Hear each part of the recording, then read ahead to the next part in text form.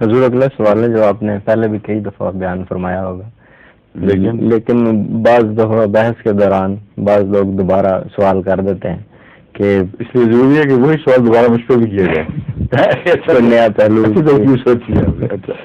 تو کہتے ہیں کہ قرآن مجید اور احادیث صحیحہ سے یہ ثابت ہوتا ہے کہ حضرت مرزا صاحب پر ایمان لانا ضروری ہے، اور یہ وہی امام مہدی اور مسیح موعود ہیں جن کا قرآن اور احادیث میں جو بیان کیا گیا یہ وہی شخصیت ہیں؟ اس کے متعلق تو بہت دفعہ میں بیان کر چکا ہوں. اس کے بہت کثرت سے ایسے پہلو ہیں جن کو اگر شروع کیا جائے تو 1 گھنٹہ یا آدھا گھنٹہ جو باقی رہ گیا اس کافی نہیں ہے. آپ نے بالکل صحیح فرمایا تھا کہ اس کے مختلف پہلوؤں پر میں روشنی ڈال چکا ہوں.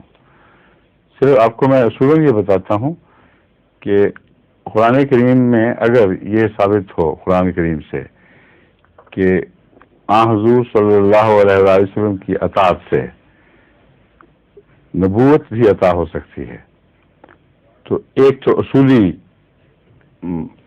مقام ایسا ہے جہاں اصولاً ہمیں رہنمائی مل جاتی ہے کہ اگر خدا تعالیٰ امت محمدیہ میں رسول اللہ علیہ وسلم کی اطاعت میں نبی پیدا فرمائے تو قرآن کے منشا کے مخالف نہیں. سمجھے؟ دوسرے سورہ جمعہ کا میں حوالہ دے چکا ہوں جس میں حضرت صلی اللہ علیہ وآلہ وسلم کی بعثت ثانیہ کا ذکر ہے، اور ایسے الفاظ میں ہے کہ کسی اور شخص کا ذکر ہی کوئی نہیں چل رہا. آپ ہی کی بعثت کا ذکر فرمایا وآخرین منہم لما یلحقوا بہم، وہ آخرین میں بھی مبعوث ہوگا. اس سے یہ مراد نہیں کہ اول آخر سب کا ایک نبی ہے، کیونکہ بیچ کے لوگ بیچ میں کہاں گئے پھر سب. تو آخر میں مبعوث ہونے سے مراد واقعتاً کسی کا مبعوث ہونا ہے. اس بات کی تائید بخاری کی حدیث کر رہی ہے، کیونکہ بخاری میں سے ثابت ہے کہ جب یہ آیات نازل ہوئی ہیں حضور صلی اللہ علیہ وآلہ وسلم کے بیٹھے ہوئے تھے ایک مجلس میں، اور جب آپ نے تلاوت فرمائی تو ایک صحابی نے عرض کیا وہ کون لوگ ہیں یا رسول اللہ جن کے متعلق آتا ہے کہ گویا آپ ان میں نازل ہوں گے. یہ لفظ آپ ان میں نازل ہوں گے تو اس نے نہیں کہے، مگر یہ واضح تھا منطوق آیت کا، اس لیے اس نے کہا وہ کون لوگ ہوں گے جن کا ذکر مل رہا ہے.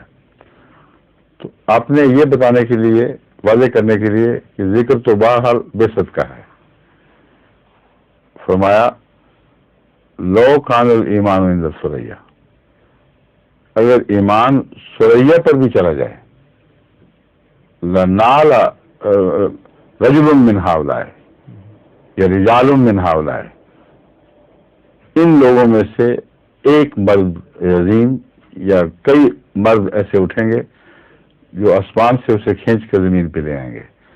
اور یہ کہتے ہوئے آپ نے سلمان فارسی کے کندھے پر ہاتھ رکھ دیا. اب اس سے زیادہ قطعی ذکر ان کو اور کیا چاہیے؟ جہاں تک امکان کا تعلق ہے وہ من یطع اللہ والرسول والی آیت میں موجود کہ یہ کہنا غلط ہے کہ انعامات میں سے کوئی انعام بند ہو گیا. اطاعت رسول سے جو پہلے انعام ملا کرتے تھے وہ سب جاری ہیں، مگر اس رسول کی اطاعت شرط ہے، من یطع اللہ والرسول. اور آیت واقعتاً اس امکان کے نتیجے میں کوئی آئے گا؟ محمد رسول اللہ کے آنے سے بڑھ کر اور آنا کس کا ہو سکتا ہے؟ یہ سب جھگڑے ختم ہو جاتے ہیں، رسول ہے غیر رسول ہے. جس کے آنے کو محمد رسول اللہ کا آنا کہہ دیا جائے اس سے زیادہ اور قطعیت کے ساتھ کیا پیشگوئی ہو سکتی ہے؟ اور پیشگوئی ہے، قرآن کریم کی پیشگوئی ہے. اور اس کی تشریح رسول اللہ صلی اللہ علیہ وسلم یہ فرماتے ہیں کہ میں نہیں بلکہ ان میں سے کوئی آئے گا. اب آپ کو اور کیا چاہیے؟ ان دو باتوں پہ قائم ہو جائیں، مجال نہیں کہ کوئی ٹرا سکے آپ کو، اتنی خطیت ہے ان میں. حدیثوں میں سے سب سے پختہ اور قرآن کریم کی 2 آیات جو بالکل ایسے واضح طور پر اپنے منشا کو ظاہر فرما رہی ہیں کہ کوئی انسان اس میں کسی قسم کی کوئی شکوک کی اس پہ شکوک کے پردے ڈال نہیں سکتا. ٹھیک ہے؟ ٹھیک. ظہور مہر